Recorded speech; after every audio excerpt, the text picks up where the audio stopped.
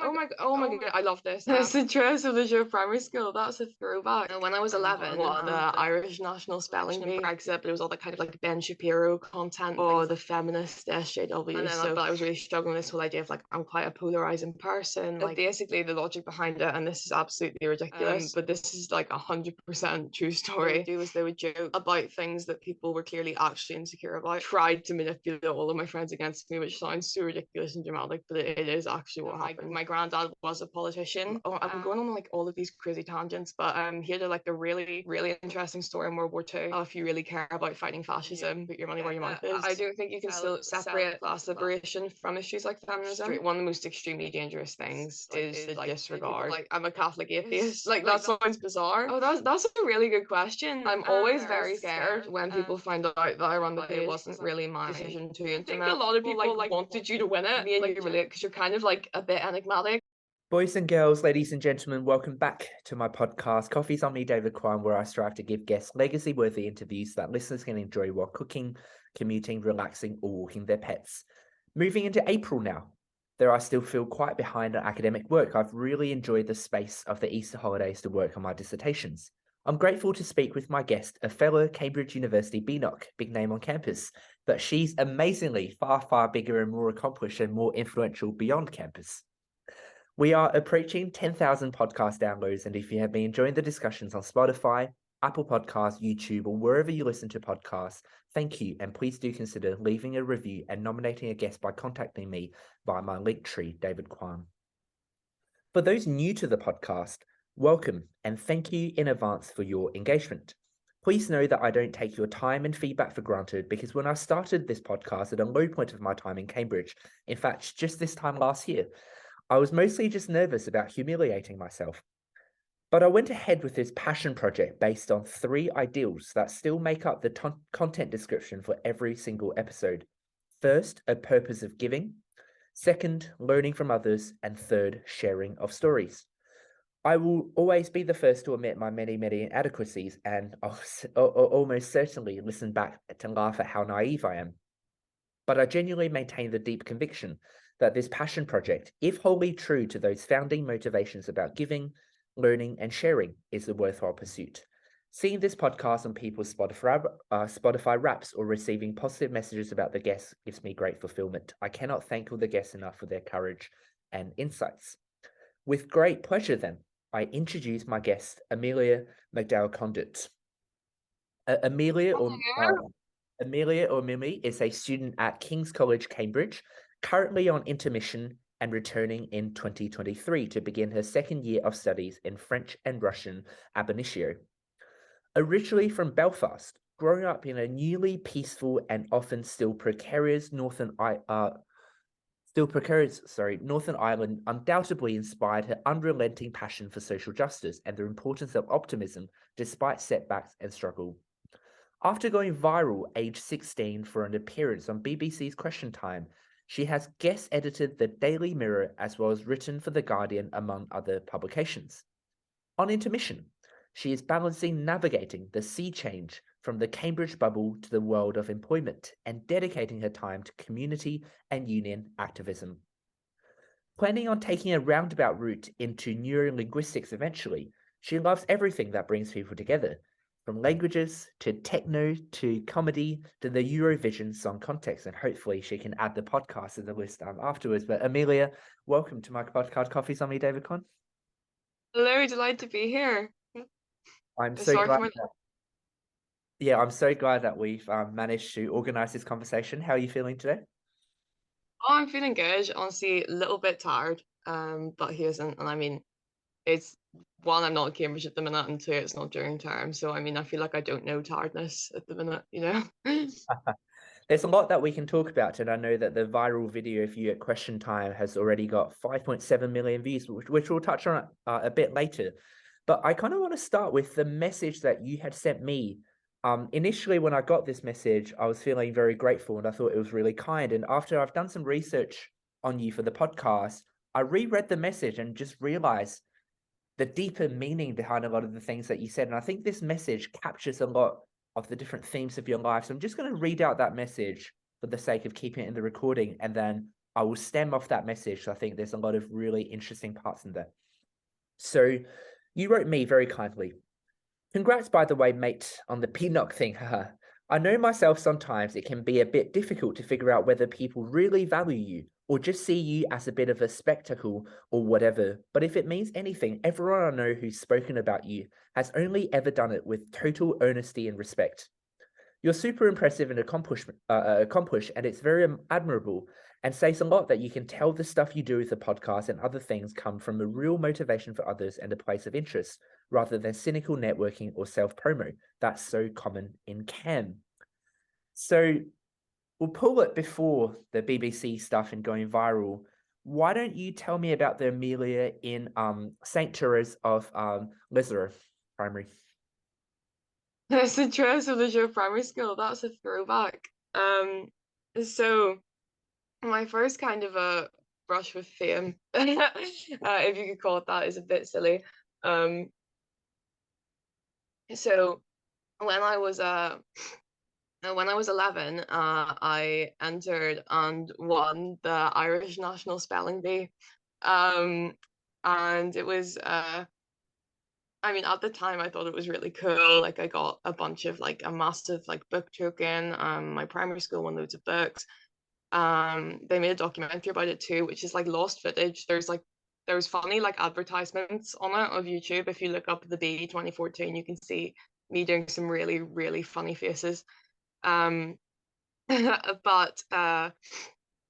basically I thought this was really cool and a huge achievement. And then I went to secondary school, and people did not really think that it was that cool to have won the National Spelling Bee, as you can imagine. And so I found myself kind of the butt of a lot of jokes for a long time. I literally got the very imaginative nickname Spelling Bee, which then stuck for a really long time. In primary school as well, like I was quite well liked. I did a lot of stuff, and then you come into secondary school and suddenly there's all these extra like social dynamics that don't really exist there. So obviously like you're dealing with like the world of dating, and then there's kind of this idea of popularity and stuff like that. And so, and for me, because I was firstly this, like from the outset, I was like a bit of a nerd, and then I became really interested in politics, and then it was like another. Did you ever have that kind of era in school? You would have been slightly older than me, but like the like there was the Trump election and Brexit, but it was all that kind of like Ben Shapiro content and things like that, and it was like, oh, the feminist SJW. So yeah, the Amelia or I used to get called Amy in school. Amy back then was not a very confident person. I've always had a big personality, but I very much went through a period of time of being quite people pleasing and honestly trying to mute myself, tone myself down quite a lot to fit in, or just to kind of I guess avoid feeling like a spectacle or a joke. Launching into this, I feel like a bit early, but it was one of the really big things about coming to Cambridge for me was after I left school. I just had this moment where I thought, you know what, I've done this whole people pleasing thing, and it's draining, it's tiring. I feel like I'm not getting to be myself. And then, but I was really struggling with this whole idea of like, I'm quite a polarizing person. Like, I've got these things about me people might think are a bit nerdy or weird and all this other stuff. But then I just had this moment where I went, you know what, people are going to like me or dislike me. I'm going to go to uni and I'm going to be myself. And people are going to like it and they're not, or they're not. I'm going to have to deal with that. And they did like me. And I mean, not saying this to big myself up in a kind of arrogant way, but if you judge by the BNOC thing, I guess a lot of people actually like me, which is crazy. And it's still something that feels a bit odd. So for me personally, just knowing how it feels to just never really feel sure of yourself, or never really know how to present yourself or where you stand with people, and just having a lot of self-doubt. I thought it was just important to say that, you know, nobody's laughing at you, everyone's laughing with you. Because I mean, I think about it myself sometimes at Cambridge. I'm still like, and I remember really badly in first year struggling, because suddenly I had all these friends, I made these friends, and then because I'd been through such a different experience, I thought, is this real? Like, you know, how do these people actually like me? Blah blah. And it's so easy to stress about that. But really, like, and I wish I could listen to my own advice sometimes. Like, you just need to get out of your head. And um, and yeah, I feel like I've just gone on a huge tangent there, but um, I do think that one of the best things about Cambridge has been accepting myself and being able to be myself, and that's one of the reasons I love it as a place, you know. I love it. This is the very best first question response in the podcast I've ever had. Thanks so much. Thank you. That's wonderful. I guess there's so much to unpack. I'm just gonna maybe stick in the context of that spelling bee competition. So you mentioned how when you got to secondary school, that because you won the spelling bee competition, people thought you were nerdy, and that was kind of your nickname and kind of made fun of. Do you think had you Yeah. not won that, life would have been a little different? Yeah, I do think so. I think, and I think anyone at Cambridge can relate to this a bit. I feel like academics were such a strong defining point in my life, and still are. But especially at that time, where, you know, and it was sort of proof to me that, like, I had ability. And then, I mean, I won my final, I then won the province final, and then the I All know. Ireland final. I've only read about the spelling bee in Angela Duckworth's book Grit, where I kind of ask case studies of people who persevere and memorize and remember things. Can you maybe walk me through the process of like what is a spelling bee competition? What did you have to do to Okay. So from what I can remember, basically, you're with a group of people. So the first competition, so the way that this competition works, and that's how most big spelling bees work, is you have a small, like, in Ireland, it's so Ireland is divided into counties, so 32 counties, and then 4 provinces. Um, Provinces made up of counties. I don't think England has a comparison really. It's like how states are in America. So the way that it's done in Ireland is county, province, all Ireland, whereas in England it might be county, region, and then a national final. So the first stage of the competition, there's quite a lot of people. Then there's just the winners of each of these little finals, the next one, and then the national final. So the way it works in the county final is there was, I think, maybe about 30 entrants. You're all sat basically on the stage, and there's 3 judges, and each person comes up and they say your word is, and you can ask for it to be used in a sentence. You can ask them to repeat it. There's no limit on the amount of times you can ask them to repeat it, I don't think. But I think they'll only give you one example sentence with it. You can have them repeat that sentence, but you can't get a new example sentence. And then you have to say the word, attempt to spell the word, and then say the word again. And then if you're right, they'll say, congratulations, you're right, you stay in. And if you're wrong, it's like it's like sudden death, so you just go out, like you don't have a second chance. So that's the process of the competition. And then basically you win your final, go on the next final, and then, well, I went on the next final and then won. So it's quite a simple format really, but it's a lot of pressure when you're doing it, you know. So yeah, you have to be able to cope well. And I mean, there's different ways people like prepare for them and stuff, I guess, but it does help if you're someone who like reads a lot and would know some etymological stuff, or even just like rarer words from seeing them, because obviously as words get more difficult, you're probably gonna get lower frequency and more these rarer words that are harder to spell.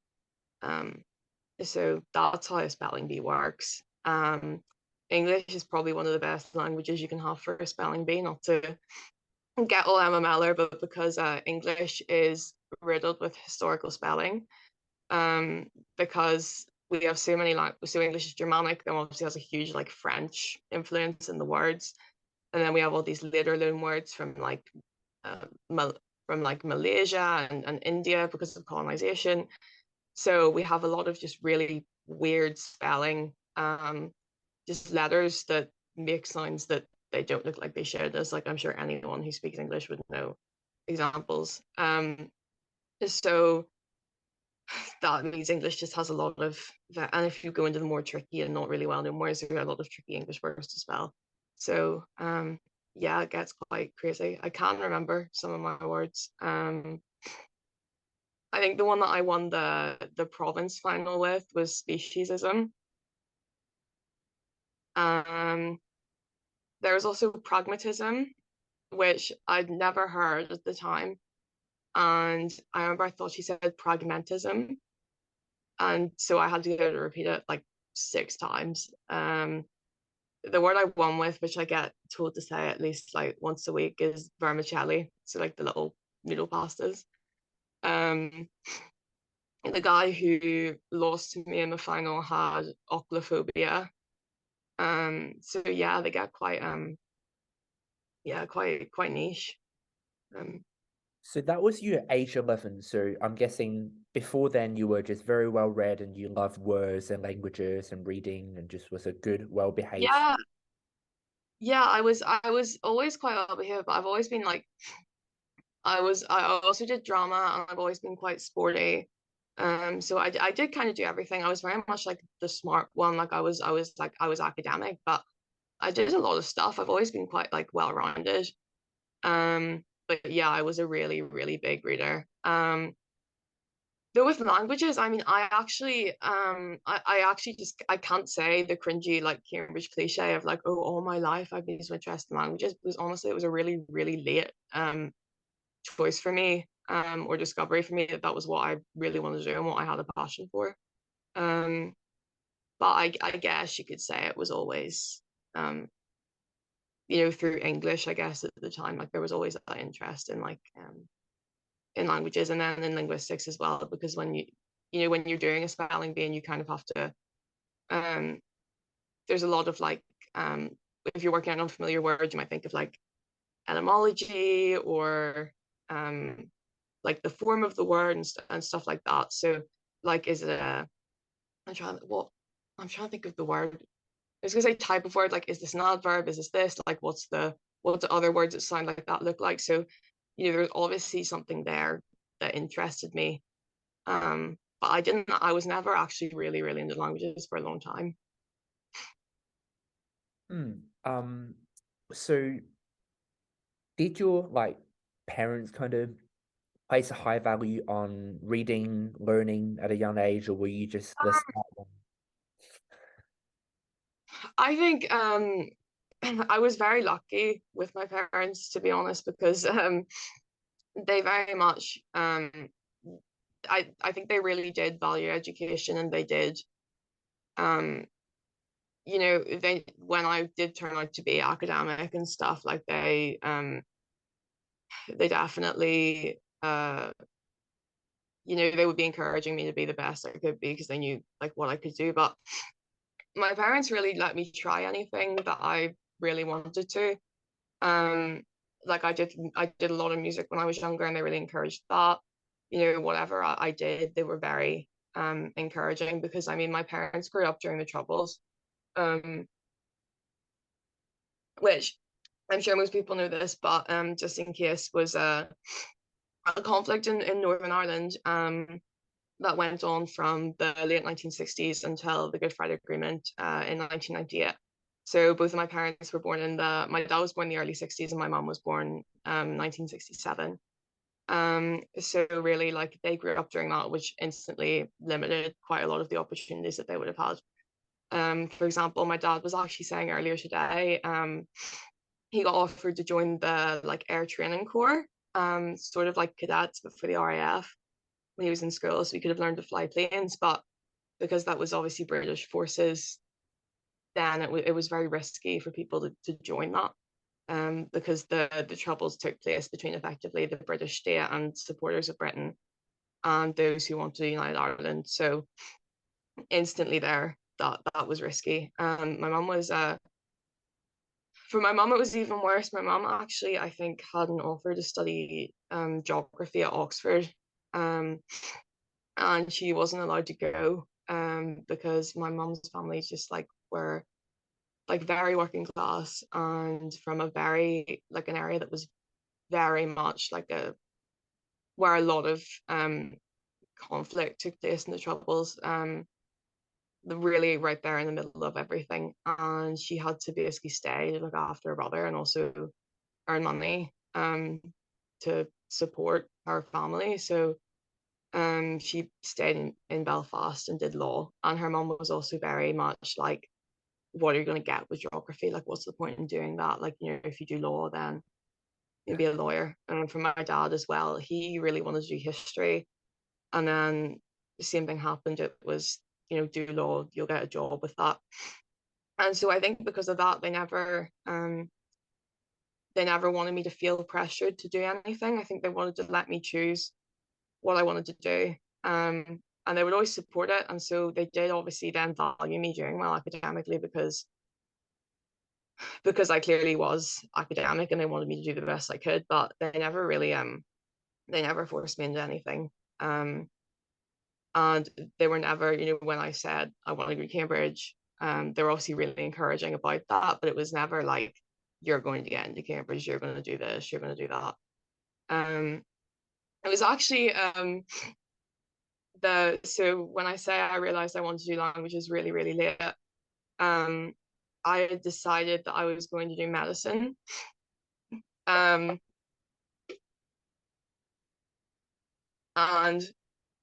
basically the logic behind it, and this is absolutely ridiculous, but this is like 100% true story. And so I've always had a massive interest in research and in science in general, but really in research and discovery and stuff like that. And so I really wanted to do medical research. And it was like year 9, so for any listeners didn't really go through like the British Irish school system, you're like 13, 14. And everyone was kind of starting to think about like what they wanted to do.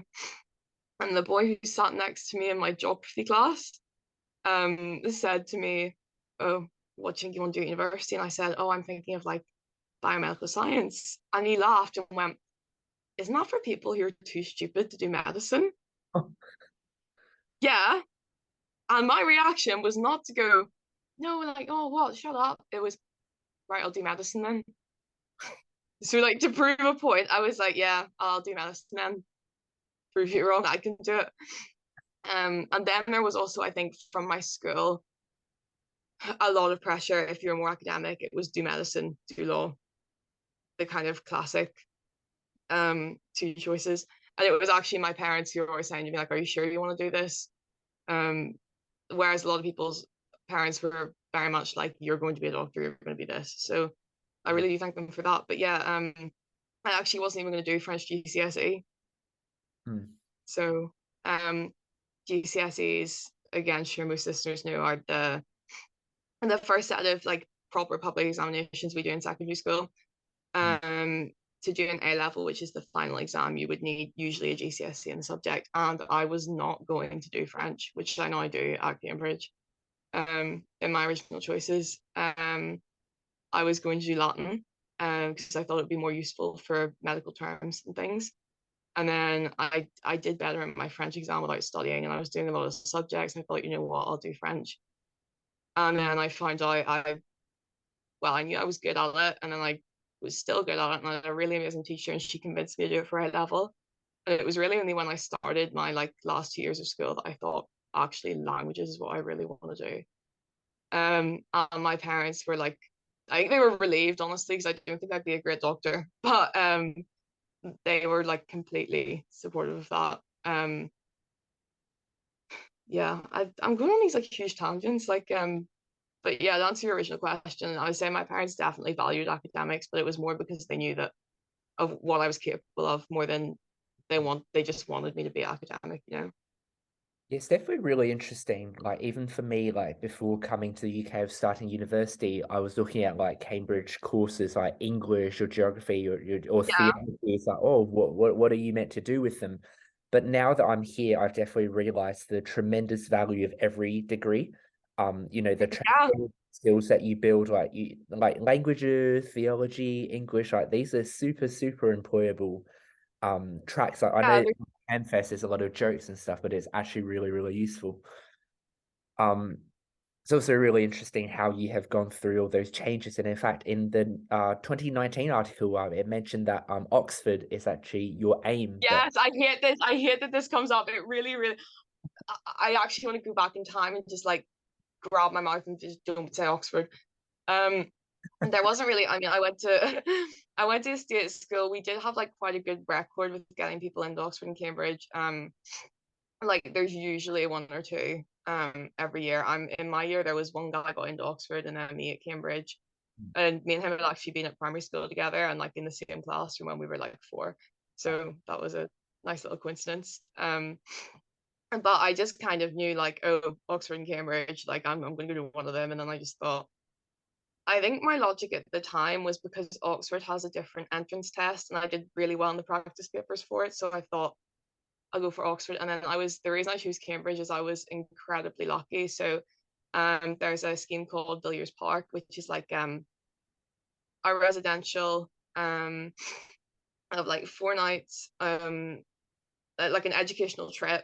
It's in Foxton near Cambridge. You visit Cambridge as part of it, with like there'll be like Cambridge professors and stuff giving or fellows rather, giving talks, and you'll do like some higher level sort of like taster academic work. So I got there was one running in the January of 2020, so right before COVID hit. And my school had a place on it, and they were like, "Do you want to go?" And I was like, "Of course." So I went, and we actually did like a trip to the UL. I saw like one of the first, like a first edition of like the first French dictionary ever made, and I was just like, it blew my mind. I was like, I'm literally touching these pages. And we actually we walked through Kings.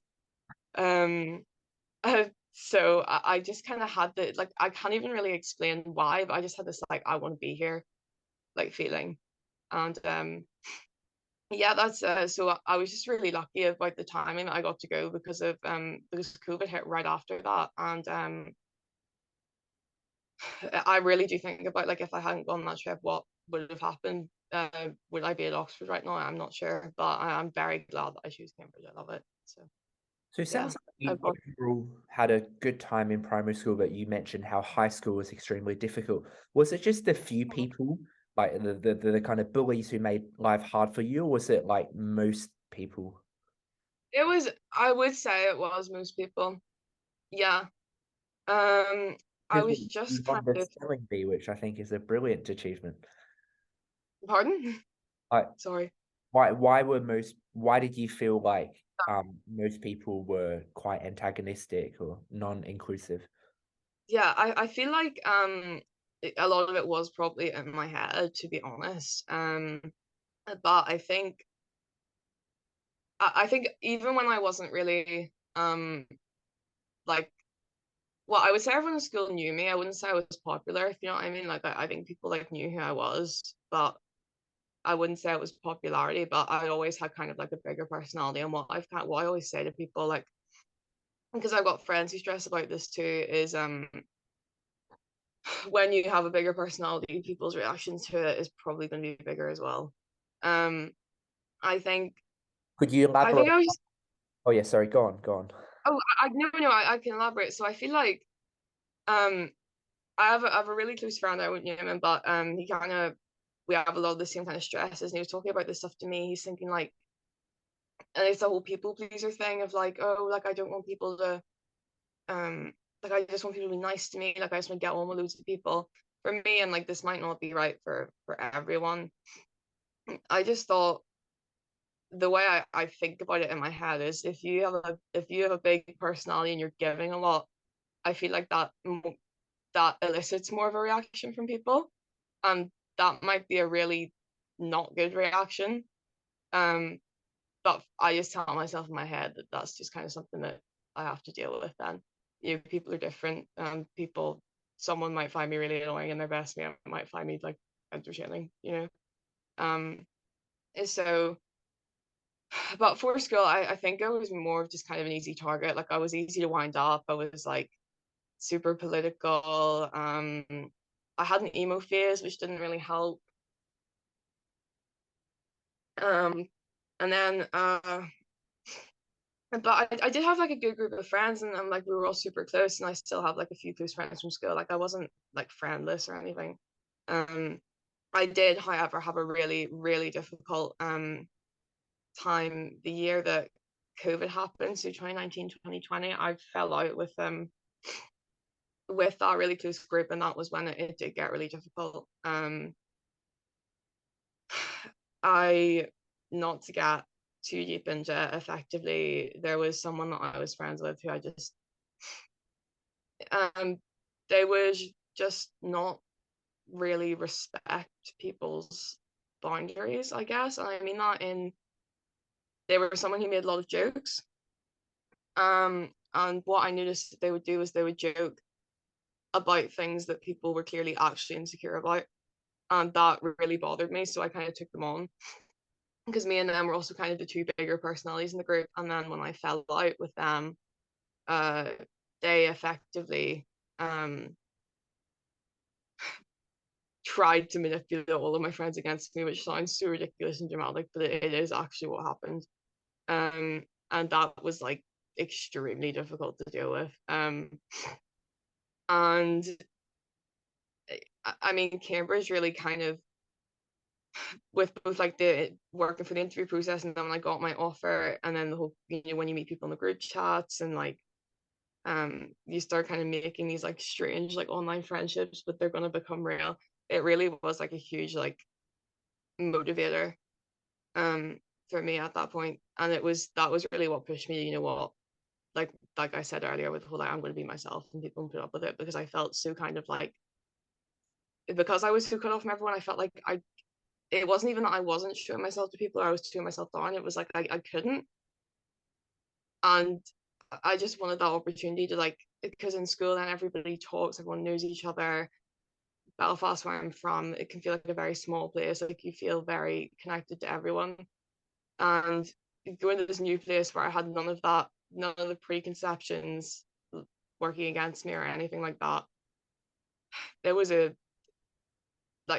it was great that it turned out to be as good as I thought it would be, but it was a huge motivator at the time.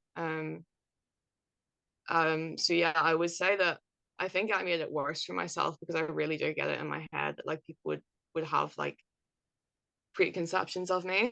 And I probably did feel a bit like the world was against me, but I did also just generally not have a very pleasant time, and not really for any reason, which, yeah, bit peak.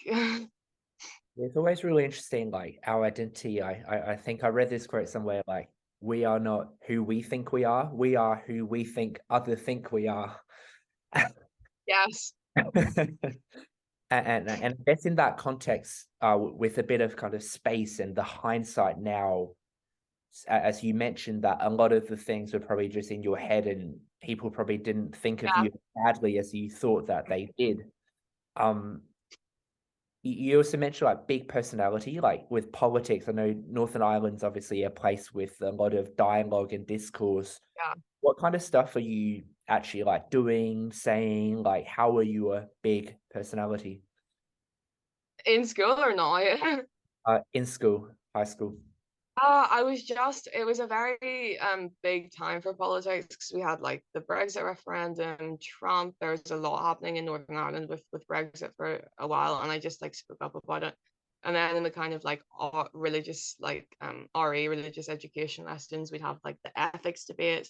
Abortion rights was a really big issue in Northern Ireland, longer than in most places, because we didn't actually have abortion legalized here until 2019. So yeah, that was a really big issue. And I just didn't really shut up. I was always on about something. So people definitely knew me as the political one for that reason. But yeah, I just think I never really shut up in general, which is kind of my issue. In Yeah. terms of you voicing those opinion, what kind of medium or platform, like, did you have a social media then, or were you just like yelling out in class, or did you bring like every another discussion to politics? Like, how were you voicing it? Um, so I did like have social media. I would post a lot about it. It would usually come up in class, like just those discussions you have with people. And so yeah, it was just I would post about it a lot on social media, which probably would like, would obviously draw attention to it, but I did talk about it a lot in person as well, yeah. And in terms of, those kind of more binary issues, in terms of outcome, obviously every of these issues are complicated. Do you still stand on the same side as you were back in like year 10? Yeah, for the most part, yeah. Um, I do stick. I think about me as well as like I do stick to my principles. I'm probably more radical now. I've read a lot more theory. I know I objectively quote know a lot more, but I would say in general, like I don't think I've really changed that much, which some people would say is a bad thing. And obviously like my views have developed and become like more, I Educate. guess, backed up and educated and like thought out. But I would say, yeah, for the most part, I've stayed relatively similar. And are your views quite similar to your parents' views then on those big issues? So, interestingly, my parents actually met doing human rights law. So, I do kind of have you can see like the backgrounds there. So, my parents met working in what's now the Equality Commission, Northern Ireland. It was called something different then, which was like effectively was a public I'm not sure, body or like group of lawyers who kind of would work on issues of like employment discrimination. So a lot of the time at the time it was about read the troubles and the kind of community divides in Northern Ireland and sectarianism. It was also about, gay, like people who were gay or, racial aspects to them being discriminated against in work. So yeah, I have political parents and like they would definitely be progressive. So my mom isn't like super, she would be like political but not like extremely, and there's not a lot of like um political involvement in my mom's family. But my dad's family, and this always makes people laugh, I'm like a fourth generation socialist vegetarian. So my great granddad was from a very working class, very unionist slash Protestant area in Belfast. And he went to fight in World War One. Met some Russian guy and like came back a Bolshevik supporter basically. Went to Soviet Union and stuff like crazy. I have no idea how that happened, but here we are. Then my granddad was a politician. He I'm going on like all of these crazy tangents, but he had like a really, really interesting story in World War II. Was like special forces and stuff. Yeah, there's a lot there I could talk about. But he actually he was recruited. He was speaking in support of the Soviet Union at a rally against the Nazis, obviously. And a recruiter came up to him and was like, "Oh, if you really care about fighting fascism, then put your money where your mouth is. Like secret forces fight against fascism," and so he did. And the reason he then got a job quite high up in intelligence after the war, and he quit it. And the reason being because they were vetting the refugees, right, who were coming into the UK to make sure that there were like new Nazi officials coming in as like refugees to England. And he caught some guy on the system and he went to his like higher up and said, this guy was like a pretty high up fascist, right, in the Nazi party. What should we do? Like, obviously they're trying to stop these guys getting in. and he had some sort of like, you knew the way how in America they had like former Nazis that they recruited them to work for like NASA to build rockets and stuff because of the science. Effectively, this Roots refugee that he had found who was actually a Nazi was in some way useful for the UK government, and so his higher up said to him, "Oh no, let this guy in. Like he's got clearance." And from my grandfather, because for him, I thought it wasn't out of some sort of like patriotism or any reason like that. It really was out of a very staunch belief in anti-fascism. He quit. And he kind of felt like, what did I fight for? He turned down honors, and actually he didn't tell my dad that what he actually did during the war until he was 80. After he was discharged, he was given fake naval papers and ran with that story for years, like literally until the year before I was born, to his kids, to everyone, that during World War II he was in the Navy. And it was my dad kind of had like his like the war history phase that most boys have, and he just started noticing that like these things that my granddad would say just didn't really make sense for someone who was in the Navy. Like he would talk about like, oh, when I was in France, or when I was like uh in Vietnam or whatever, and he'd be like, that's a bit funny. And there was a guy that my dad worked with,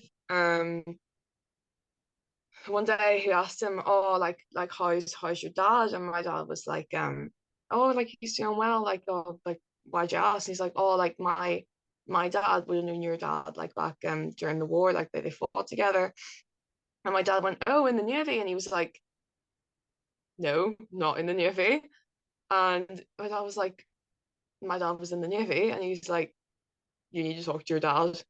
And so my dad goes to my granddad one day with a G.I. Joe action figure and obviously says like, tell me the truth. And my granddad literally sits him down and is like, I'm only going to tell you this once, and told him the whole story. But yeah, very, very, very principled, very like political guy. Like he was just really, after that happened, really, he was just really kind of ashamed of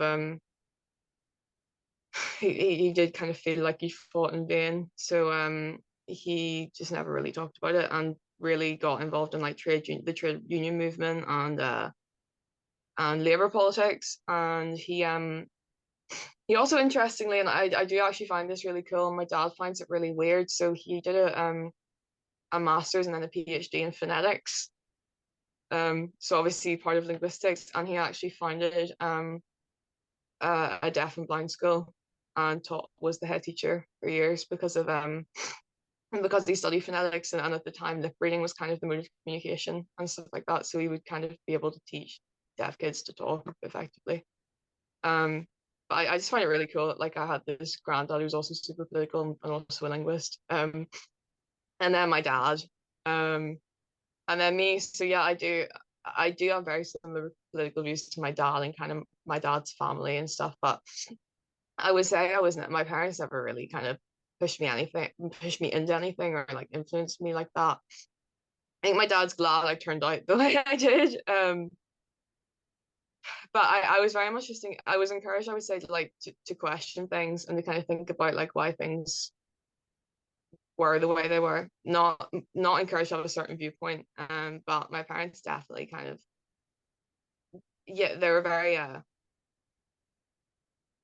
they definitely wanted me to have like an interest in like social issues and like a knowledge of that, which I really appreciate now.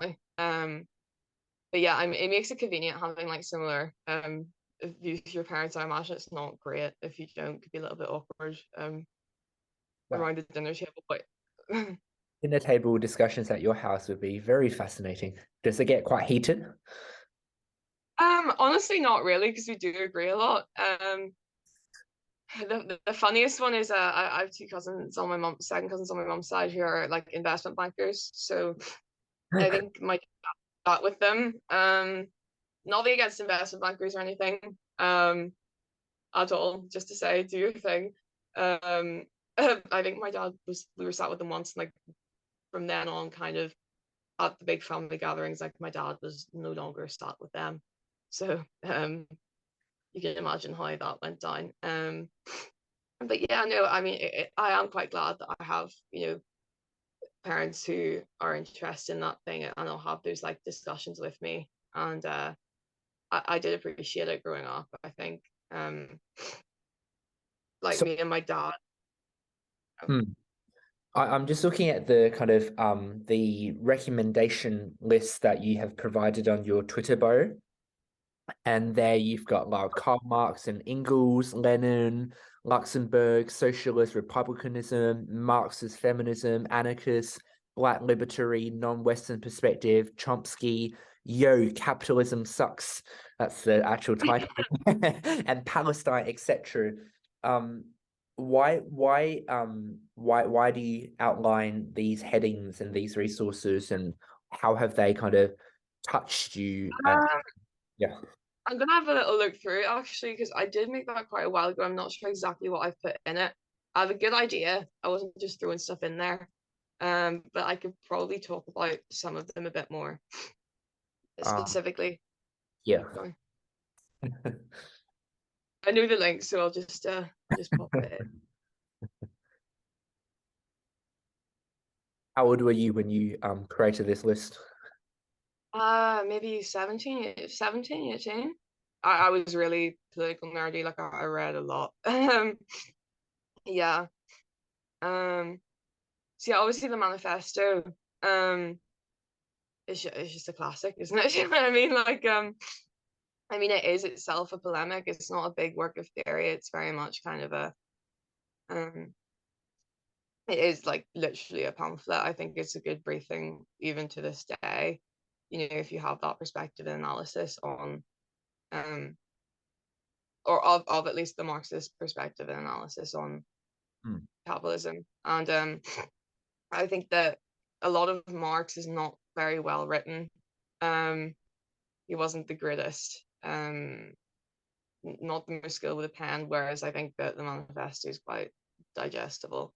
And then Socialism, Utopia, and Scientific is just kind of I prefer Engels as a writer, and I think it answers quite a lot of like questions about like the Marxist analysis and kind of that like the shift they really made in comparison to say the utopian socialists of like and the importance of analysis and like history and stuff in socialism rather than like just So for those titles, so obviously Cambridge students, as you mentioned in my initial message, are more likely to be investment bankers. So if we've got some investment bankers listening to this and we take all the headings, like what's like a thesis that or an idea that you really want them to take away to ponder from each of these headings? What's the core idea? The core idea, what do you mean specifically? I'm trying to like so for example, like you put socialist republicanism, the reading labor in Irish history. It would be great if people can go and read it in full, but can you give me like a 1-2 sentence? All right. So socialist republicanism is effectively socialism specifically kind of applied to Ireland. And so this is just a really kind of good really a history by Conley of kind of the historical effect of capitalism and imperialism in Ireland, and also how the kind of industrial landscape of Ireland as it was then and as it mostly is now came to be. I just think it's a very educational read. Obviously, like it does teach you a lot about the history of Ireland and labour and Irish history, as you would expect. But it's a very it contextualizes a lot of the political thought with actual events, which I think is always good in terms of reading. Okay, and then with like Marxist feminism, what idea do you wish people would take away? I think in general, when looking at like the Marxist like liberation perspective, I think it's that the way I see it and the way other Marxists would see it, I'm sorry, I've got a cough. I've been like holding it in the whole time, and I'm like scared it's gonna like leap out massively now. Is that I don't think you can still separate class liberation from issues like feminism, but you also therefore can't separate issues like feminism from class liberation and class politics. There's a lot of talk that's really grim and divisive on the left about identity politics and all this is useless and blah blah blah. When actually, where is like the worth and what's the point of like liberating these like class and wealth inequalities and then not addressing other inequalities that do exist in society? And so I think the main idea there is that the two are inextricably linked. If I consider like, like liberals, realists, and Marxists, like obviously liberals, again, I'm not the most educated person, but from my understanding, liberals see societies like an organism, right, where everyone's kind of interdependent, everyone plays a role, whereas a realist would see the competing where everyone's the same in the regard that they're all trying to cling onto power and to extend their power. Marxists, they also see kind of people fighting over gender, fighting over race, but it kind of mentions, well, in the final analysis, it's class, whereas all the other things that liberals are caring about are muddling the water.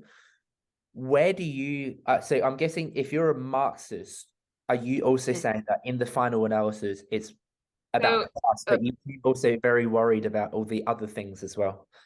Yeah, that's basically what I'm saying. That's kind of the main point. I was saying why I think we need to, I think anyone who reads Marx and who reads theory also needs to read like Marxist feminist theory, and then also later on kind of anti-colonial and like racial perspectives, because all of those things are tied. I mean, Marx like observed that himself, talking about like the gendering of labor and writings by Engels on the family and things like that. Like Marx himself was aware of the effect, the fact that the oppression and gender rules that women had impacted their class standing and impacted how labor works. And that's still true to this day. And so I think that class reductionism, which is what people call that, is a very dangerous thing. I think it's important to understand that none of these things will come, at least in my view, you can't do these without class liberation, because then it's pointless. Or at least can't truly happen without class liberation. But you also, what's the point in class liberation if you're not addressing these things? They're all tied. So how would you, is it even possible to describe your current ideology or belief? Like, do you see yourself as a Marxist? Yeah, I would say I'm a Marxist-Leninist. But like that's, yeah, I would say that best fits my view. I mean, obviously, there's going to be nuances and disagreements with anyone who uses any ideological label. But I personally like, and I would say most people I know, like from politics and political activity, who would align with my views, would have the same view as me on these issues. We all think class is tied to everything, like everything is tied to class, but we would be aware that you can't ignore these social issues. I think it's one of the most extremely dangerous things is like the disregard of liberation issues by certain people on the quotes left, because they feel like class is quotes more important. Nothing is, no liberation struggle is more or less important than the other. So the most common critique of the Marxist perspective is that Marxism, offers a great diagnosis of the issues, but doesn't really offer a solution. I also read that when you became kind of viral, people asked you to be the prime minister, and you said maybe one day. So if you actually get a chance to enter the current system in that capacity, What kind of policies or ideas would you be would kind of define your prime ministership? Well, I don't really, I mean, well, that is one way that my views, I guess you could say, have developed or have become more radical. I mean, I just don't really believe that you can achieve um real change through those institutions. Achieve real change.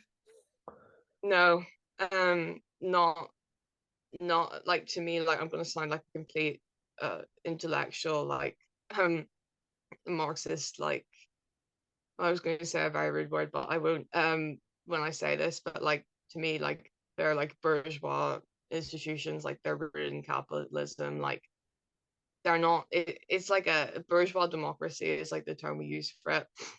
It's not really democratic, it's still completely kind of dictated by class interests.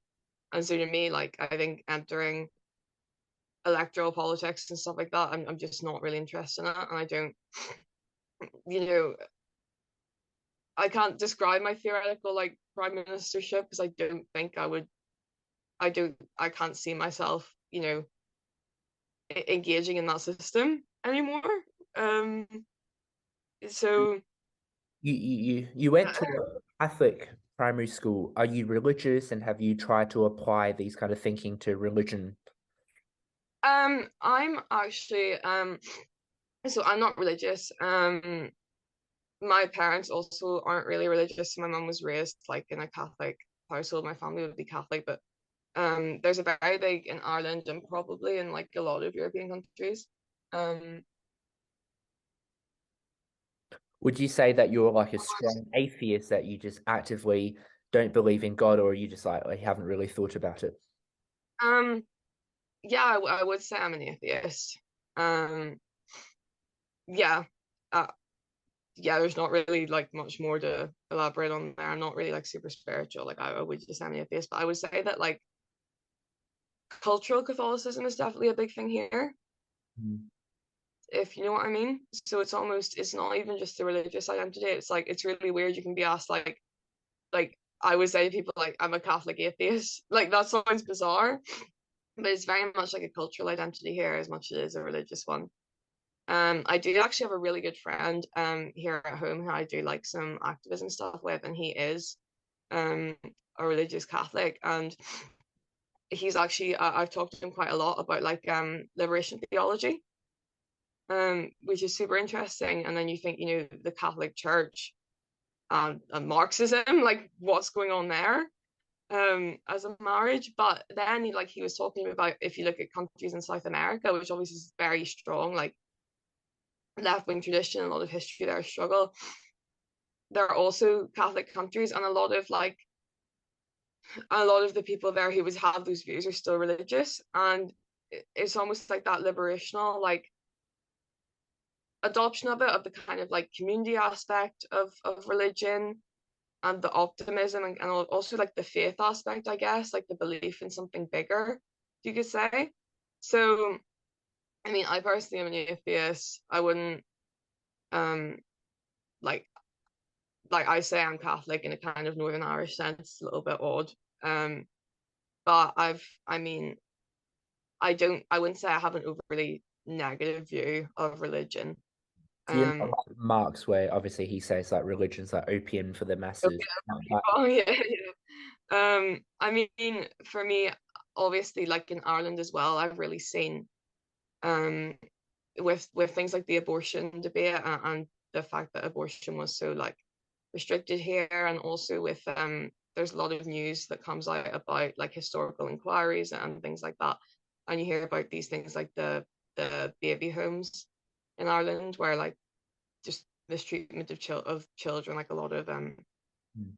by women who had babies out of wedlock.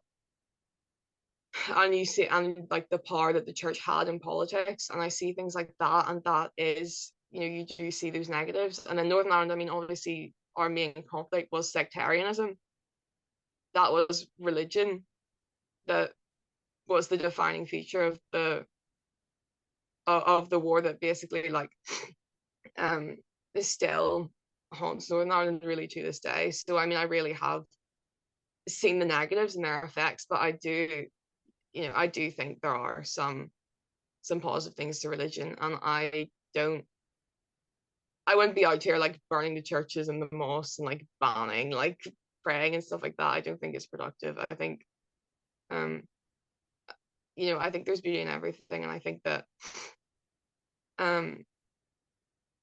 there's a lot of things about religion that you can not really transfer to politics, but again, it's like that belief in something bigger. I think that's a very almost like a shared thing.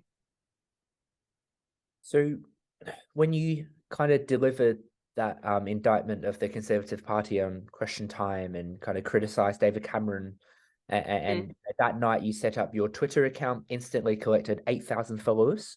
So, and all these celebrities were retweeting, saying like, this is the reason why 16-year-olds should be able to vote. So your elegance and clarity were on full display. I guess for anyone at that age to reach that kind of reaction would have been quite a shock. And I know in the article you talked about like your mate Aaron and other people kind of telling you, updating you on the number of views the videos have got. And again, now it's up to 5.7 million views. You also mentioned you clearly recognize at the time that you've now got a platform and therefore a responsibility to act in a certain way and to speak a certain way and to endorse a certain message.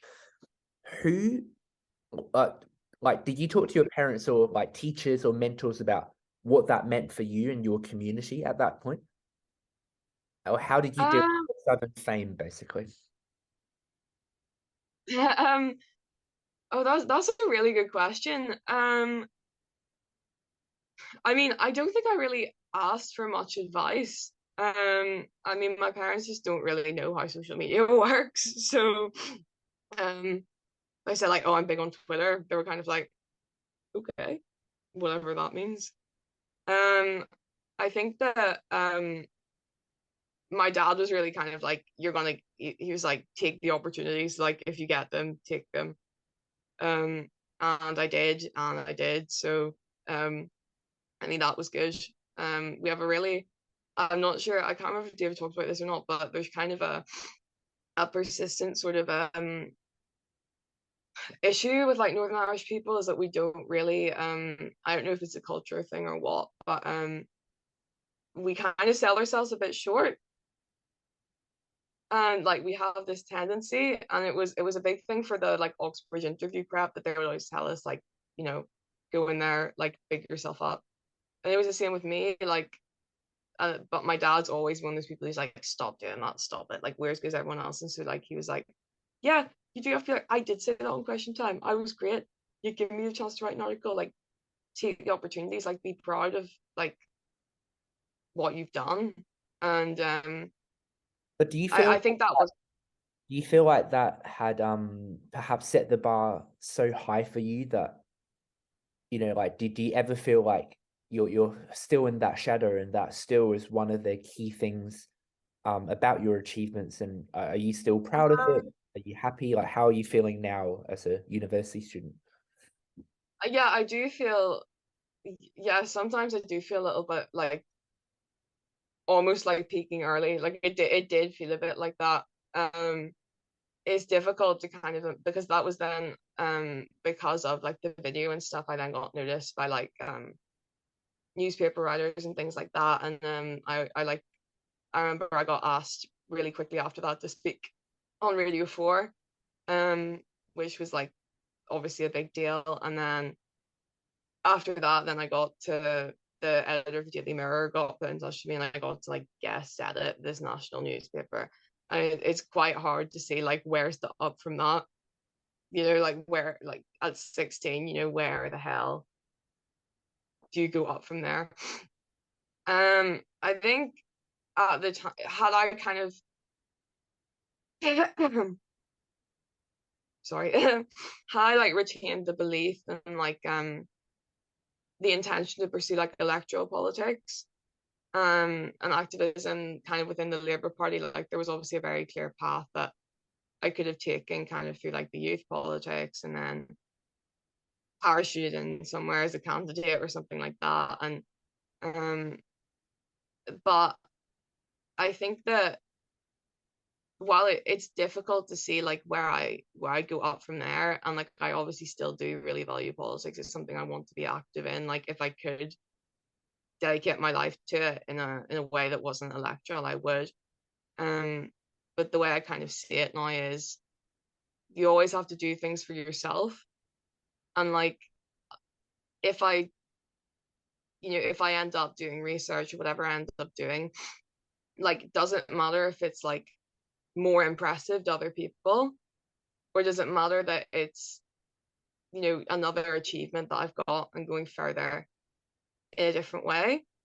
And yeah, sometimes I do feel like, am I really living up to this? Like, am I like wasting my potential here? Because I remember I took like a massive break from Twitter in first year just because it was really difficult to try and juggle Cambridge and like having a social life and doing all the stuff I do there with like this online like world, which can always get like very toxic, and like it can really like when online stuff can almost feel real, and it can become so like time consuming. I just thought like I don't really want to deal with this, and I felt like, am I wasting my platform? Like, am I and it did really stress me out. But I think now the way I have to think about it is like, maybe I'm not gonna have another like massive viral moment, but if I keep achieving and I keep doing things that I can be proud of, like, does it really matter if there is like huge or as big of a deal? So yeah, that's how I try and think about it now. So when you had that viral moment, I'm guessing that coincided during that high school period when you were getting bullied and quite unpopular. Did that video, that appearance, change your perception of yourself or other people's perception of you? Because you mentioned you were quite unconfident, but based on the video, you were so eloquent. It's almost like you prepared and memorized a speech, but I know that you didn't, and you just spoke on the spot. And how did that just change you with all the praise and all these celebrities who are saying you should be prime minister? And it's quite overwhelming. Very positive responses. I would say as much as I wasn't like really confident or secure, I was always kind of good at like feigning it. So, and then in that like element, like in that environment, rather, when I was like, I wasn't with my peers and stuff, I was like in an audience on a political show, then speaking to what would be a TV audience of like people who were interested in that. I just thought, I was like, this is my moment, I'm going to take it, I'm going to speak. I think it definitely helped me a lot, because I think it proved to me, one, that I knew that what I was talking about, which is a nice relief.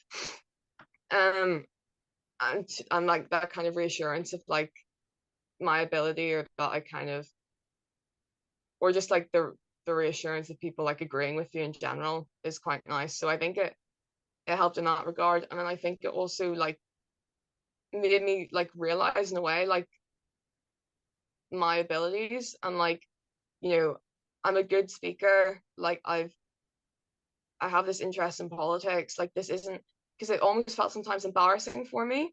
I was political and I had that interest and I spoke up, and then I was doing this thing that people in school thought was funny and embarrassing, and these celebrities are following me because of it, and like I'm being like praised for that. So I guess it really was actually a moment that really kind of changed my view on myself. In a way, it was a really positive moment in that way. With regards to other people's view of me, like I don't think it did really change it, but I think it also kind of gave them a little bit of like because then like I got a bit of an ego trip, and I was like flying to London direct for the Mirror, and like I think it was also useful in that way. I was kind of like, and it was a little bit, being political is embarrassing. Well, Hugh Grant follows me on Twitter. Does Hugh Grant follow you on Twitter? Like, it was a bit of a boost in that way for sure. But yeah, no, I actually never really thought about that before, but I think it really was like quite an important moment in like building my self-confidence, which you made me realize things. That's wonderful. And I guess like we talk about the platform and responsibility, and you're obviously quite vocal about your political views, which is grounded in reality and the aspirations that you have for both yourself and other people and the community. So at this point in time, what do you want out of your life? Oh my God.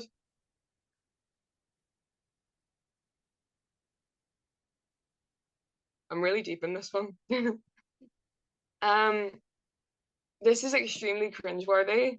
And I've always said it, and I think I always will say it. As cliche as it might sound, like my main goal is to do something with my life that changes the world. Which is?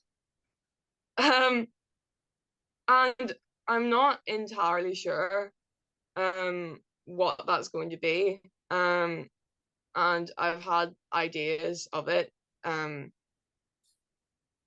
over time as kind of like my plans for my life, and like what I see my career path as has changed. I mean, obviously there was a point in time when I thought I'm going to do that by getting involved in like electoral politics and be a politician, and I'll like make these differences for people. The way I see it now is, you know, I would, if I do something in that way politically, it would be great. I would really love to do that.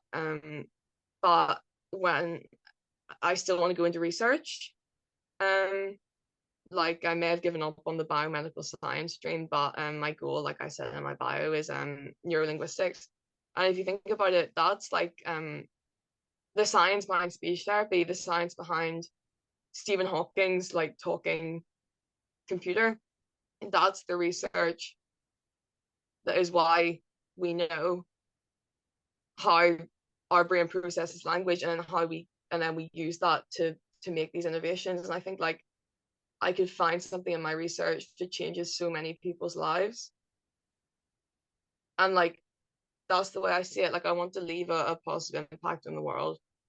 I see research as like a vehicle by which I can do that, and that's the reason I want to go into it, really, is because I want to find something that makes a difference. But I don't have like a concrete career goal or anything like that. So Yeah, I guess linguistics is interesting. It actually showed up in my reading today. I was reading on SOC 8, which was War and Revolution. I was looking at what causes revolutions, and you got the theorists who said, you know, agency and then structure. And I was reading about more structure, and one of the case studies they used was actually linguistic structure as a way of kind of understanding kind of structure in the sociological or political sense. And I guess linguistics is interesting because you got like the intricate kind of phonological, morphological, syntactical, and semantic structures that underlie each sentence. And those sentences, you know, in turn are aggregated into like meaningful utterances or text in accordance with kind of the discursive structures of rhetoric, narrative, metaphor, logic, etc. And all of these kind of layered structures for linguistics underlie the kind of structures that, you know, that rely on like our speech and writing. And I was just wondering, like, I'm not a linguist, but could you maybe elaborate a bit more on the beauties of linguistics, especially concerning structure? Yeah. Oh my god. I love this. Oh god, yes. So yeah. Oh my. Where do I even start? I think you've really summarized like the beauty of linguistics there. It's so varied, and it's so layered, and like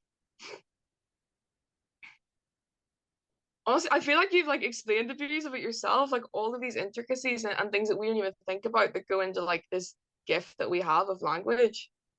And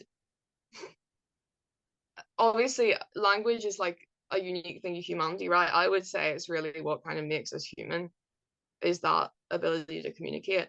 And I mean, the beauty to me of linguistics is the fact that I'm saying this stuff, I'm not even really, I don't have to actively think to form half of these words. And the fact that, I mean, my specific interest in linguistics comes from like neurolinguistics and the more sciencey side of it. And I'm just thinking like the way that my brain has these pathways that do this like that, and the way that we acquire this from, we were born with new language and we acquired this so fast. Like, I don't even know how to like describe the beauties of linguistics. I feel like just by talking about language, like you can see it. Do you know what I mean? Like, Really feel oh my that God, excitement, right, when you talk about linguistics and think about the beauties. yeah. I feel like I've just said like the biggest load of like crap and waffle, they're allowed to answer you. So sorry about that. But yeah, I mean, I think language is a beautiful thing. So I guess for you, you know, obviously doing MML with 2 languages, yeah. oh, I don't want to sound like a supervisor, like this isn't just something out of your paper guide, but what are kind of the differences between the 2 languages you study that have really maybe amazed you or captivates you? So actually the reason that I chose French and Russian, I always say there's a long reason and a short reason. The short reason was that Russian was cool, and French was the only language I did in school. The long reason is like in short, they're both like societies that have a lot of political history. They both went through a revolution. And the political impacts on French and Russian are both quite big. So France has like l'Académie Française, which is a state body that like mandates kind of the grammar and like the lexicon of French, and they're quite like strict with that. And then in Russia, obviously with the revolution, like the way that the Cyrillic alphabet was changed. Then you have like these other languages are like Uzbek and other things that would have used other alphabets then take up Cyrillic.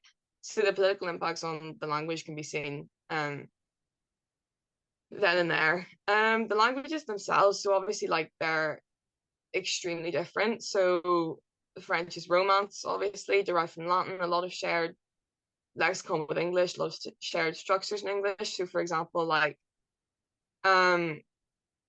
French would use prepositions like English, so like de being of and things like that. Whereas in Russian, this all done by cases, so actually like modifying a noun, so case endings. If any listeners have done Latin, it's very similar. There's declensions in Russian. So Russian grammar is an absolute minefield. It is hell. Especially as an English speaker, the Slavic languages are just everything's so different. It's so different to French, and it's so different to English. And then one of the like strange things that you have then, especially as like an ab-initio student, but in general, is a lot of your language teachers are like native Russian speakers, which is obviously a great thing. But like the way I always put it to people is, imagine you're trying to explain English grammar to someone who has English as a second language. There are a lot of weird things that English does that doesn't really make sense. And we almost do it instinctively because it's our native language and it's what we know. And you'll get these really weird things that Russian does. And sometimes they just don't really know how to explain it almost, because it's like they're so used to using those things instinctively, whereas as someone who's learning it, I'm like, what the hell is going on? So I would say they're much more different than they are similar. But what's really interesting is there are several French loanwords in Russian, which are always really like cool to come across. So like beach is plage, like plage, and then countryside is paysage, like paysage in French. So you do have those little like there's like little similarities that come up sometimes, which are like quite nice to see. But yeah, no, there's definitely not many similarities in Russian and French, which like Russianists get a lot of stick because we think we have it harder than like the other MMLers, but and like we do. Sorry, like I hate to say it like that, but it's a completely different language family to both French and English compared to say Italian, Spanish with Romance. So like French, German, Germanic, it's different enough to English, but you know there's similarities there. That's really interesting. So in terms of you're currently on your gap year, but you have been very busy providing the Cambridge population with entertainment, with sense of humor, with a lot of goodness, even though you are not physically in Cambridge. Can you share about what you've been doing? Oh my goodness. Oh my God, this is scary. So I feel like half of Cambridge probably knows at this point, because what is said in the ref smoking area does not stay in the ref smoking area. I've learned the hard way. But I am the face behind King's Selections. It is the most followed Cambridge meme page, in fact. Not to brag or anything. I was the second person to hop on the trend. So Umar from Clare, Also a who's been on, podcast guest. he was my inspiration, really. It's actually really, really cute. So when the accounts all kind of started to get made, we had like a group chat of them, and we thought, oh my god, let's do like a meetup in Clare Cellars. So everyone who ran it was going to come, and then so I rolled up to this like meetup in Clare Cellars. We're all there, and then like Umar was like, oh, like, because, well, I told him like, oh, I'm Amelia, like, here's my Instagram, like, blah blah blah. And he's like, oh, like, Amelia, like, bye. And then I met up with like the other people who like ran the account, and like Umar's like one of my mates now. Like, I'm like really good mates with all of them. Like, and that's how we met, which is like so crazy. Oh yeah, but yeah, I run the meme account from Intermission, which is quite funny. Are you the sole person producing memes for King's Selections? Because there's been 307 posts. Yes, they are. Yeah, they're all from this mega brain. I've got this fringe to cover this massive forehead for a reason. So I think I remember asking Emma, who was one of, well, I think the fifth person I interviewed, what makes a good meme? What makes a good meme in your opinion, having now done so much and owning the most followed and so much memeing. Ooh, I think there is definitely an art to making memes.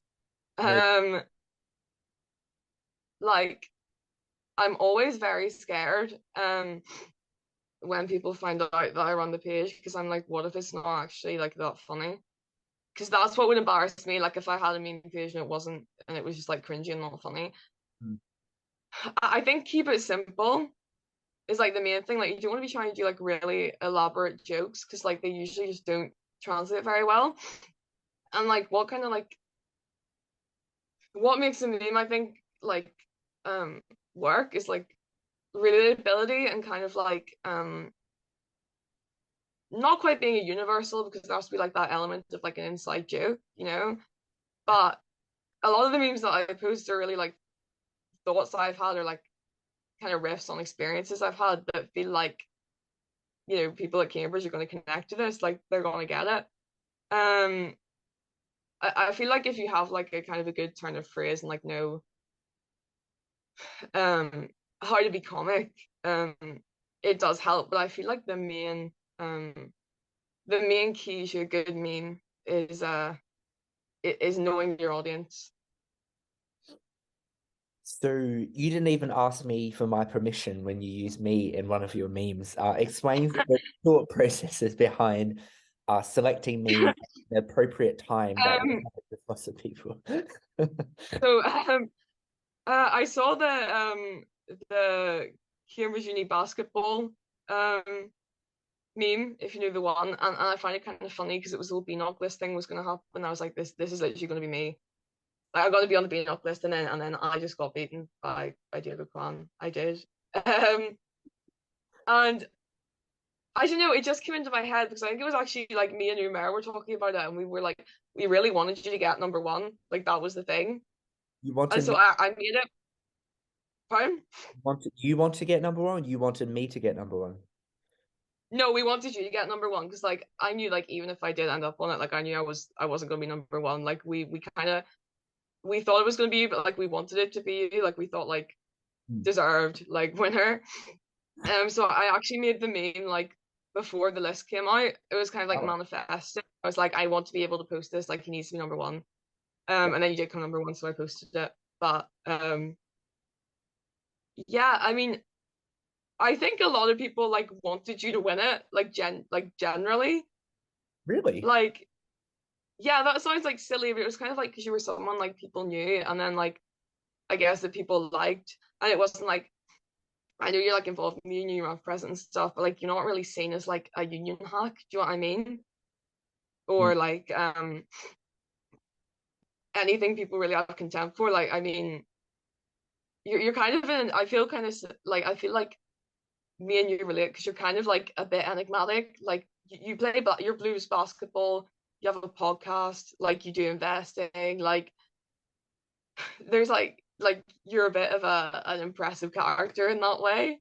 And so like I feel like everyone that I know that like so obviously a lot of people know of you, but they kind of have that like positive view of like just being impressed. And like I was like, you know what, that's like such diversified BNOCing, like that deserves number one. So yeah, it was all out of love. If I That's was number one BNOC, I would also have it in Instagram bio. So that's very kind, and yeah, thanks for campaigning for me behind the scenes. I guess for the union, I campaigned really hard for school visits for the union kind of extraordinary resources to be opened up to state school children, and that was obviously a cause that I really believed in. I guess what's ironic is for that, which is actually a really good cause, and I worked really hard and I didn't get it, but for the BNOC number one, didn't even campaign, but there were people doing it for. I'm not even there. I literally I got big name on campus list. I'm not on campus. Oh, big name off campus. And That's it. Got to rebrand. Yeah, no. Um, that's really yeah. interesting. See, Yeah, sorry, go on. oh yeah. No, no, you go ahead. I didn't really have anything to say. Yeah. So I mean, obviously that BNOT list, asked us all to kind of list out why we think we have been nominated. And you mentioned about your spectre haunting at Rev smoking area. So when I initially read the list, unfortunately, I didn't actually know you. So I read this, I was like, oh, Yeah. okay. Because, she just parties a lot. And then obviously when we later on started talking and me researching Pascal, I was like, oh my goodness, like the reason for nomination is probably a little bit beyond that. Why do you think you have been nominated in like the actual reason, not just the one that's listed there? Like in Cambridge, what are you known for? Oh my God. It sounds silly, but I do actually party a lot, and like, um, so I think a lot of people do know me from that just because I'm like very social. Um, yeah, I think I do genuinely think a lot of it is just from like being like a social person that people know. Like, it is kind of funny to me. Like, it still does. Like, I still do kind of look at it and go like, whoa, because like I look at like everyone else on the BNOC list and it's kind of like, oh, they were like a varsity editor, or they're like big in the union, like blah blah. And I'm like, what do I do that's like impressive like that? I think King's Selectuals helped, but like a lot of people I know. still don't know that.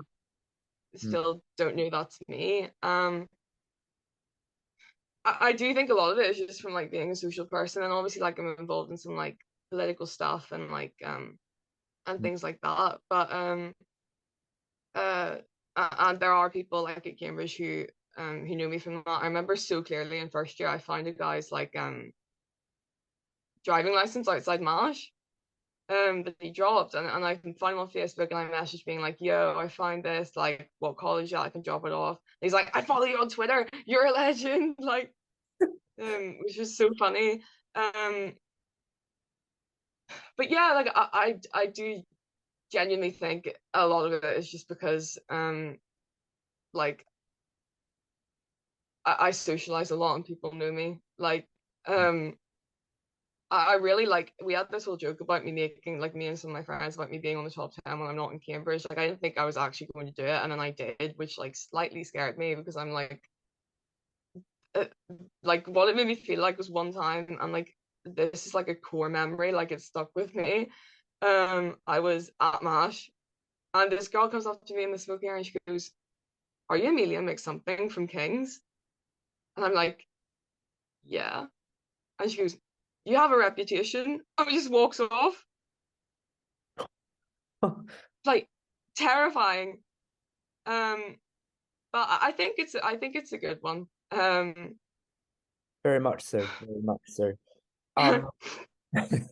So can you maybe distill 3 succinct tips for all the people who aspire to make the BNOC list next year? What do they have to do starting from today? BNOC tips. Oh my goodness. I'm thinking of like my best pearls of wisdom. Oh, the other reason people will know me, I completely went down my mind, so I do try and forget about it. Ticket bridge. Oh, ticket bridge. Do you always yeah, in first year, a mixture of like making silly purchases, and then selling them, or like not having like, because thing was like my friends would be embarrassed to post on it, and I would be like, I'll post on it for you. So I did kind of get recognized from Ticket Bridge, which is like ridiculously embarrassing. But I mean, it got me on the BNOC list, I guess. So that's something. So what can you do to help others get on the BNOC list? What can others? Yeah. The reason I thought of Ticket Bridge there was because get those Revs tickets early. You don't want to miss a Revs. That's like, I love Wednesday Revs. So I walk in and like this sounds too like up myself, but sometimes like I feel like a mini celebrity. It's like, hi Amelia, like blah, blah, blah. Like that's how to BNOC, like because a lot of my friends actually are like people like I've become like such close friends with people I've just like met on nights out and then like gone out with again and stuff like that. So, and it's a really good way obviously just to meet people from like different colleges and things like that, which like I think that's, if I have to give 3 like proper tips, go outside your college, like venture into the deep dark world. Deep dark world? Big wide world, deep dark sea. I think for me, like a lot of people, I'm not sure if it's like this at Clare, but at King's at least, we're not like an anti-social college, but a lot of people do kind of like they have a friend group in college and they kind of stick to it, you know? And kind of last year I had like some really good friends I made from like the MML group chat. And so instead of like really just like finding my mates in Kings and then sticking in college like all term and like just making plans with people in college, I like was like out with like my MML friends or like doing things with them. And you know, through them I then met like people at other colleges and like and I'm really, really thankful for that to this day, because like I have like so many friends I just met that I wouldn't have met if I didn't choose to be brave and like venture out of the hallowed halls of Kings. So I would say number 1 is go outside college and be it via revs, be it via like societies, like or sports, like you need to establish your reputation, like, you know, throughout Cambridge. You need to get seen, you need to make a name for yourself. Tip 2, oh, this is actually tough. Embrace the BNOC label. I don't know what happened to my voice there, but when people like jokingly, so people say like, don't call yourself a BNOC, like that's cringy. And it is, but I find like for me, like when I kind of made like a joke out of it, like I'd sort of embraced it, because it was like, it was kind of embarrassing. Everyone would be like, oh, like there's BNOC Amelia, like blah blah blah. And I was like so mortified about it. But then when like I kind of like just roll with it, you know, and like, because that kind of gives you like a sort of like kind of like a confidence about it, I guess, and like just like um embrace your BNOC status, so like don't hide it, like, because kind of it's sort of like manifesting. It's like if you do deep down like start to think you're a BNOC, like you'll manifest it. And oh my god, what would my 3rd tip be? trying to think here, this is tough.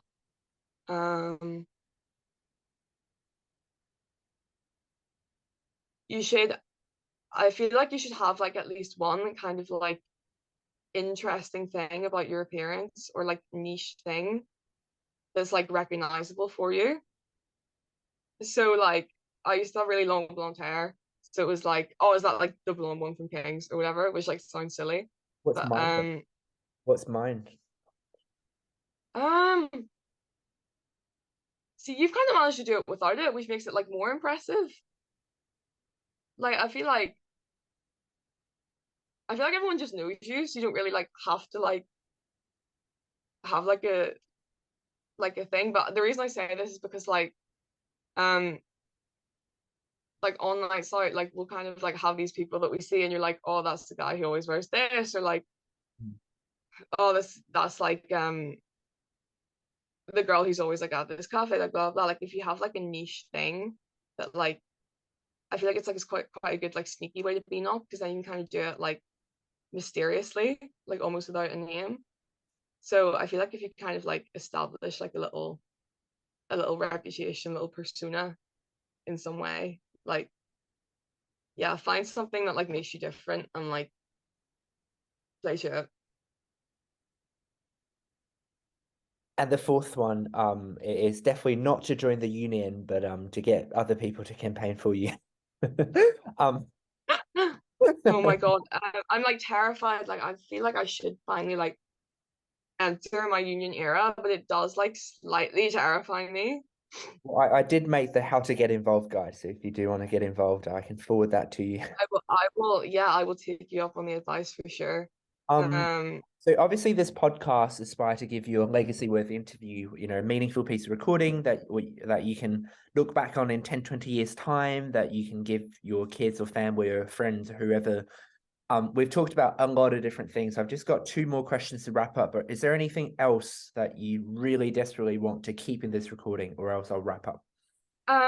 what are the two questions on, if you don't mind me asking? I won't be able to tell you.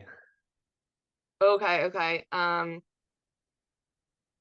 because you might ask me about them, so I'll just roll with it and we'll see what There comes will up. be a chunk. The final one's usually quite broad, so you can take the opportunity to share whatever you haven't shared. Yeah, yeah. Second to last one is after you got viral, broadcaster Richard Bacon tweeted, when they ask her one day what she will say to her 16-year-old self, she will say, nothing really, nailed it. Is that true? Um, you know what? Um, I think because my views on kind of like the democratic institutions in the UK have like changed so much. I think the fact I'm like, we need an election, and like representative democracy is like what this is built on. Like, I do kind of look back on that and I'm like, really? But like, I feel like that realization for me came from like a lot of different influences and like reading that I did later. So I can't really like call myself out too much on that. But in general, like, yeah, the analysis is pretty impressive. Like, I'll give it to myself on that one. Yeah. That's wonderful. And final question, a typical final one. What's one message, quote, or saying you wish every child, educator, teacher, coaches would promote and every child would internalize? And obviously the context is for all the things that you've been through in your lives, the highs of spelling bee, going viral, the lows of, you know, in high school being the big personality and not getting along, not always being liked. With all those things in mind and, you know, being Cambridge, a BNOC, intermittent languages, what words of advice or wisdom, you know, can you distill through all of that? And that will be the Oh fun. my God. So I'm just gonna take this opportunity because it is like a little bit relevant to the saying I'm gonna say, to like talk a tiny bit about like intermission. Yep. And like my experience with it. So um I intermitted in November this year. And actually I'm not sure how much like I can talk about this, so I'll keep it like quite vague, but it wasn't really my decision to intermit. So yeah, they say that you can't be forced to intermit. which is true, but I was effectively given a choice between intermission and like suspension on like mental health grounds. So I didn't really have a choice. It wasn't something I planned. It wasn't really something that I particularly wanted to do.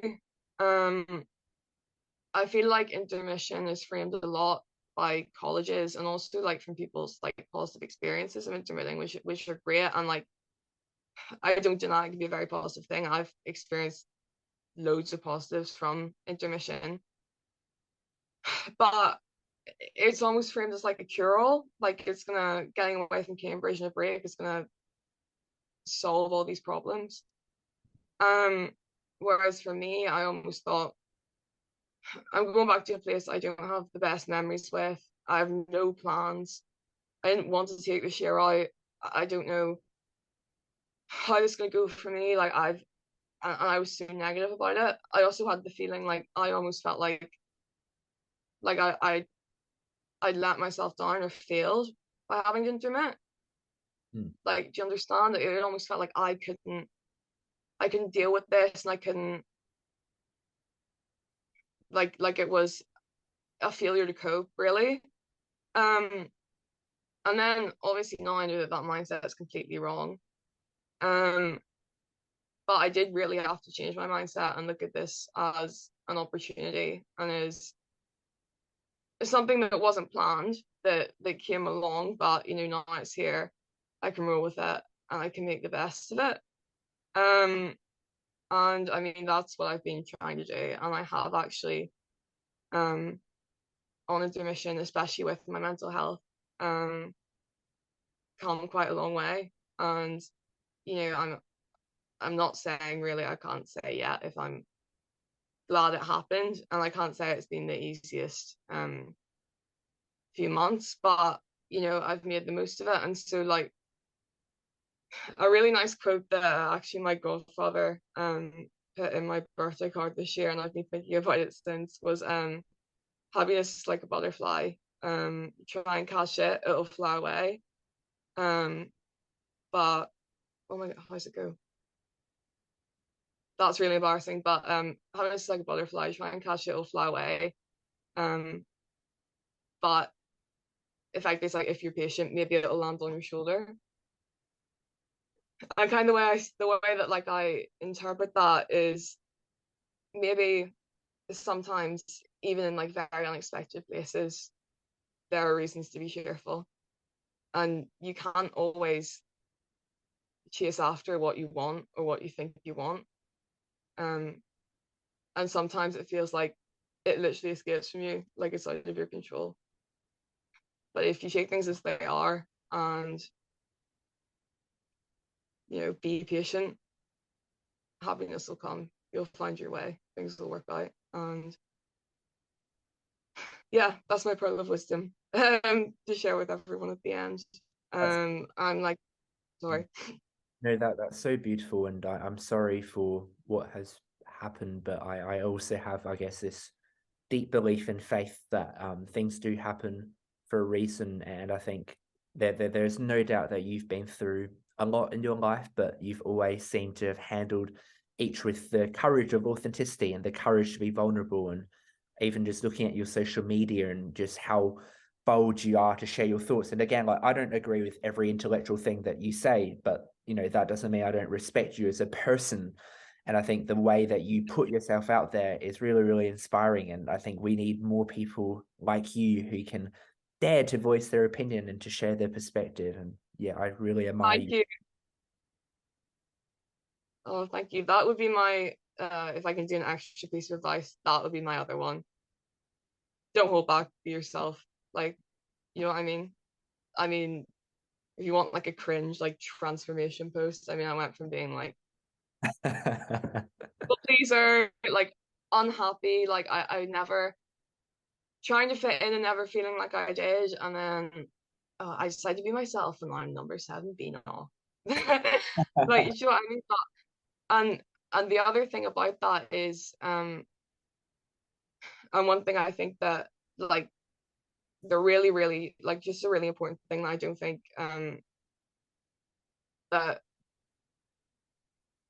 I think that it's a like a complex a lot of people have, but and it really does hold them back from like being themselves, and just in general is something that causes a lot of anxiety. I used to care a lot about what opinions people had of me, like before they met me. Do you know what I mean? And I feel like when you have like, especially when you're quite well known, you do feel like people think they know you before they know you. And I was talking to a friend who is kind of like very like just quite bad social anxiety and like worries like things like this, and he said to me, oh, but like what if I got these people and like they've heard these like bad things about me and like, oh, they think this, they think that. And I'm like, if you're yourself, you will so easily prove them wrong just by being you. And so that's my other piece of advice. Don't worry about what people think of you, because if you're yourself and you know you're a good person, it doesn't matter, you'll prove them wrong. Thank you so much, Amelia. No problem at all. Thank you.